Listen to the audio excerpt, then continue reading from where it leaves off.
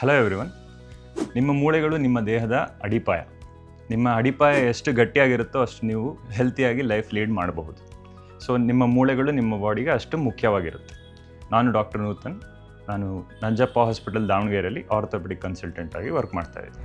ನಾನು ಬೇಸಿಕಲಿ ದಾವಣಗೆರೆಯವನೇ. ನನ್ನ ಸ್ಕೂಲಿಂಗು ಮತ್ತು ವಿದ್ಯಾಭ್ಯಾಸ UGಯನ್ನು ನಾನು ದಾವಣಗೆರೆ JJM ಮೆಡಿಕಲ್ ಕಾಲೇಜಲ್ಲಿ ಮುಗಿಸಿದ್ದು.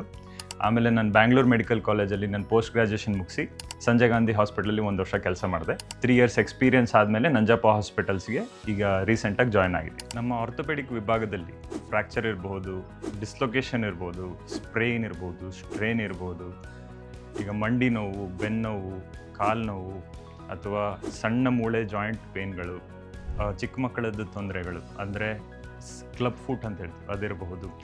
ಯಾವುದೇ ಮೂಳೆ ತೊಂದರೆ ಇದ್ರೂ ನೀವು ನನ್ನನ್ನು ನಂಜಪ್ಪ ಹಾಸ್ಪಿಟಲ್ ದಾವಣಗೆರೆಯಲ್ಲಿ ಬಂದು ಭೇಟಿ ಮಾಡ್ಬೋದು.